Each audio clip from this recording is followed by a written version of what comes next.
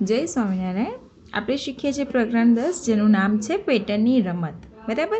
એમાં આપણે આગળ જોયું હતું કે બધી અલગ અલગ ડિઝાઇન, એબીસીડીના અક્ષરો, પછી બીજા બધા અંકો, એના ઉપરથી આપણે બધી પેટર્નને આગળ વધારી હતી. બરાબર. તમે એક્સ્ટ્રા પ્રેક્ટિસ વર્કમાંથી તમને આપ્યું હતું એ પણ તમે આગળનું કર્યું હશે.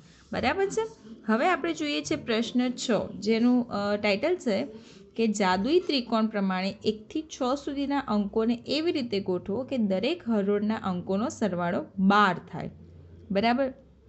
હવે આ લોકોએ એક આપ્યું છે તો આ લોકોને શું છે, જો કે 3 ને 5 8 ને 1 9 આ લોકોને હરોળ છે જે મતલબ સીધી લાઈન એનો સરવાળો 9 થાય છે કે 6 ને 2 8 ને 1 9, 2 ને 4 6, 6 ને 3 9. બરાબર.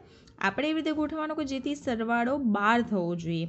તો અહીંયા મેં એ રીતે અહીંયા બધા અંકો લખ્યા છે. તો હવે આપણે જોઈએ કે સાચું છે કે ખોટું. બરાબર. આપણે જોઈએ કે 5 ને 1 6, 6 ને 6 12. ઓકે, આ લાઈનનો સરવાળો 12 થઈ ગયો. પછી આડી જોઈએ 6 ને 2 8, 8 ને 4 12. આ પણ થાય છે. ઊભું જોઈએ 4 ને 3 7, 7 ને 5 12. બરાબર. ઓકે, એટલે આ ત્રિકોણ આપણે જાદુઈ ત્રિકોણ બનાવી દીધો કે આમાં 1 થી 6 અંકો એવી રીતે ગોઠવ્યા કે જેથી બધી જ લાઈનનો સરવાળો આપણને થઈ ગયો 12. બરાબર છે. ઓકે, હવે આગળ નીચે આપેલી પેટર્નના નિયમ અનુસાર બાકીની પેટર્નના ખાના પૂર્ણ કરો. હવે આમાં એ લોકોએ કશું કીધું નથી કે શું લખવાનું. એક એક્ઝામ્પલ આપ્યું છે, એના ઉપરથી અંદાજ લગાવીને આપણે બીજા ખાના ભરવાના. બરાબર. હવે આનો મતલબ શું ખબર છે કે આમાં બસ તમારે તર્ક લગાવવાનું, બુદ્ધિ જ લગાવવાની છે. બહુ વધારે પડતું આમ એકદમ ગણતરીને એવું નહીં કરવાનું. સિમ્પલ સાદી ગણતરીથી જ આપણે આ બધા દાખલા લખી શકશું. ઓકે, હવે આમાં આ જોઈએ કે ભાઈ આના પ્રમાણે આપણે આ બધાને કરવાનું છે. તો હવે આમાં જોઈએ શું છે. તો જો 80 30 50 10 20 30, મતલબ અહીંયા આમ ઉતરતો ક્રમ હોય એવું લાગી રહ્યું છે આપણને. બરાબર. પણ એ લોકો 80માંથી 30 અને 50 કેવી રીતે કર્યા હશે, પછી 30માં નીચે 10 20, 50માં 20 30 એવું કેવી રીતે કર્યું હશે. તો હવે આમાં થોડુંક આપણે દિમાગ દોડાવીએ તો એવું કહી શકીએ કે આ એક છે ને પિરામિડ ટાઈપ થાય છે. બરાબર. અને પિરામિડ શેનું પિરામિડ? તો અંકોના સરવાળાનું પિરામિડ બને છે. કેવી રીતે? જો એક્ઝામ્પલ કે આ બંને ખાનાનો સરવાળો અહીંયા 10 + 20 બરાબર 30, 20 + 30 બરાબર 50. ઓકે, એટલે બે ખાનાનો સરવાળો ઉપર થાય છે. તો એવી જ રીતે આ બંને ખાનાનો સરવાળો એની ઉપરના ખાનામાં થશે. બરાબર. તો આ પિરામિડ છે એ સરવાળાનું પિરામિડ થઈ જાય છે. હવે આગળ આપણે જોઈએ કે અહીંયા આપ્યા છે 200 ને અહીંયા આપ્યા છે 100. બરાબર. તો હવે આમાં આપણે બંનેનો સરવાળો ક્યાં લખવાનો? ઉપર લખવાનો. તો 100 + 200 બરાબર 300. બરાબર. અહીંયા 200 + 300 તો 500. અને આ બંનેનો સરવાળો એટલે 800. ઓકે, સરવાળાનું પિરામિડ એકદમ ઇઝી. હવે આગળ 50 અને 60, તો એ બંનેનો સરવાળો 110. 60 અને 70 એટલે 130. અને આ બંનેનો સરવાળો 110 + 130 એટલે કે 240. Okay, clear? સરવાળાનું પિરામિડ. હવે અહીંયા રાઉન્ડ છે પણ પ્રક્રિયા એ જ છે કે 5 10 15 20 અને અહીંયા 10 અને 15નો સરવાળો 25. બરાબર. તો 10 + 5 બરાબર અહીંયા આપણે લખશું 15. અને આ પિરામિડ છે ને હંમેશા નીચેથી જ ઉપર જવાનું, ઉપરથી નીચે નહીં લખવાના, નહીં તો અહીંયા તમને કયો અંક લખવો એની સમજ જ નહીં પડે. હવે 15 + 20 એટલે થશે 35. બરાબર. હવે 15 અને 25 એટલે 40. 25 અને 35 એટલે 60. અને આ બંનેનો સરવાળો એટલે 100. ઓકે, આવી રીતે. હવે આગળ 1 2 3 4 5. હવે સરવાળા આપણે કહીએ કે 1 ને 2 3, 2 ને 3 5, 3 ને 4 7, 4 ને 5 9. હવે આગળ 3 ને 5 8, 5 ને 7 12, પછી 9 ને 7 એટલે 16.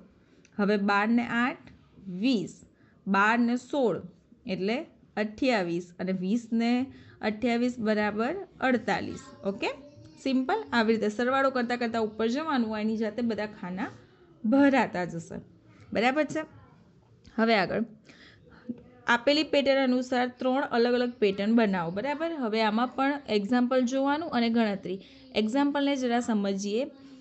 11, 12, 13, 14, 15, 16 મતલબ સળંગ સંખ્યા આપી છે. બરાબર. હવે આગળ શું કર્યું આ લોકોએ? 11 + 16 = 27, 12 અને 15 27, 13 અને 14 27. હવે શું વિચારો, આ જે સળંગ લાઈનમાં લખ્યું છે તો અહીંયા શું કર્યું? પહેલી સંખ્યા અને છેલ્લી સંખ્યા એનો સરવાળો કર્યો તો 27 થયો. ઓકે. પછી બીજી અને પાંચમી સંખ્યા તો એનો સરવાળો પણ સેમ થયો. ત્રીજી અને ચોથી સંખ્યા તો એનો સરવાળો પણ પહેલી સંખ્યા જેટલો જ થયો. એનો મતલબ તમે સળંગ આવી રીતે કોઈ સંખ્યાઓ લખો અને પછી પહેલી છેલ્લી વચ્ચેની એવી રીતે એક એક સંખ્યા આગળથી લઈને તમે સરવાળો કરો તો બધી જ સંખ્યાઓનો સરવાળો કેટલો આવે? એક સરખો. બરાબર છે? ખ્યાલ આવે છે? તો મેં અહીંયા સંખ્યા લખી છે કે 11, 13, 15, 17, 19, 21. બરાબર. તો તમને એમ થશે કે આ તો સળંગ સંખ્યા નથી, એક છોડીને એક, મતલબ એકી સંખ્યાઓ મેં લીધી છે. તો હા, એકી સંખ્યાઓ પણ આમાં આપણે લઈ શકીએ. હવે જોઈએ કે આ એકી સંખ્યામાં આ જે રીત છે એ સાચી પડે છે કે નથી પડતી. બરાબર છે. તો હું અહીંયા લખું પહેલી અને છેલ્લી સંખ્યા કે 11 + 21. તો આ બંનેનો સરવાળો થશે 32. બરાબર છે. હવે 13 અને 19 કરો. 13 + 19 અને એના પછી આવશે 15 + 17. બરાબર. તો હવે 13 અને 19 આપણે કરીએ તો આનો સરવાળો કે 9 ને 3 12નો બગડો વધી 1 અને 1 2 ને 3 32 જ થાય છે. આનો સરવાળો પણ કેટલો થશે? 7 ને 5 12નો બગડો વધી 1. આનો સરવાળો પણ 32 થાય છે.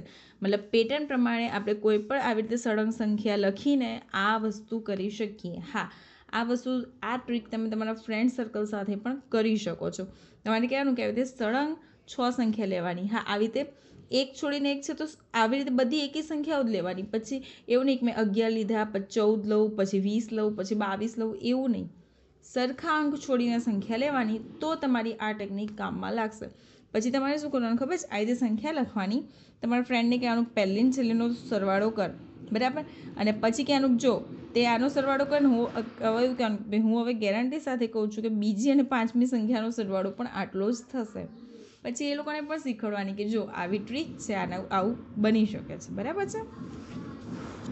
પછી આગળ બીજી સંખ્યા લીધી છે 131, 32, 33, 34. બરાબર. તો હવે આમાં આપણે જોઈએ 131 + 134.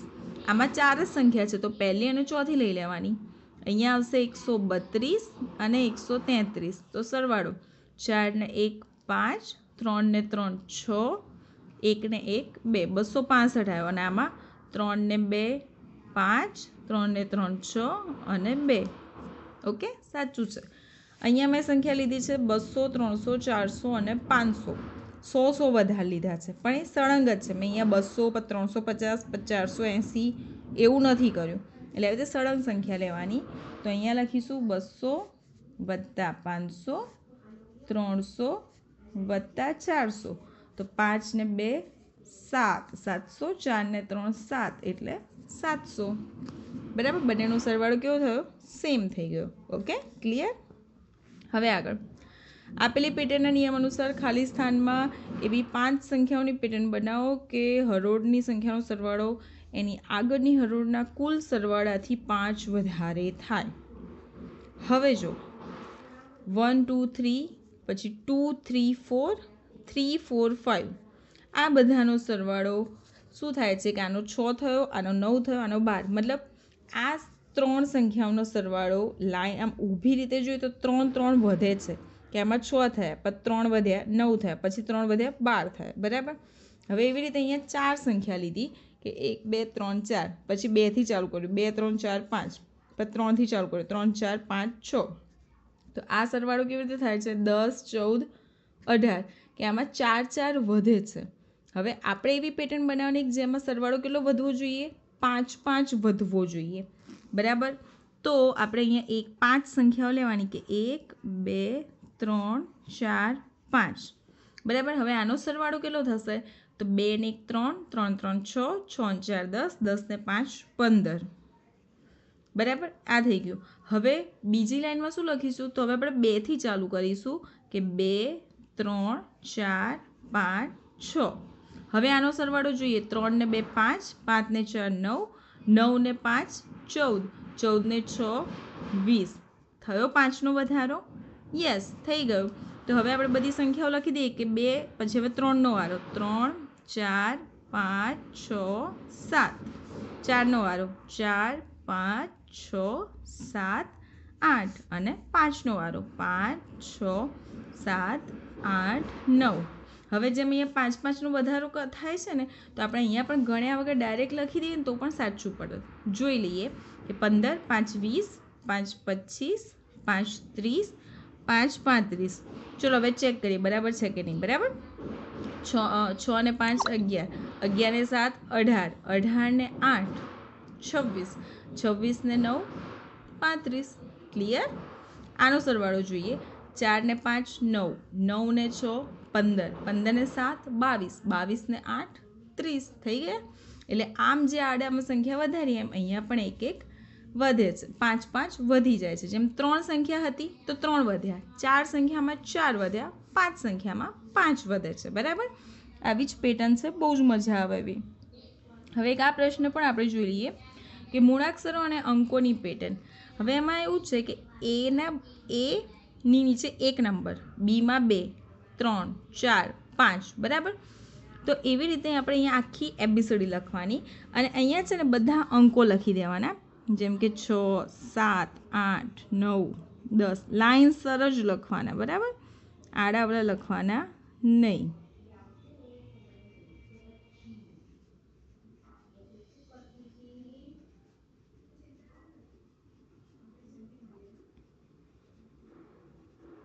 એબીસીડીના અક્ષર કેટલા હોય?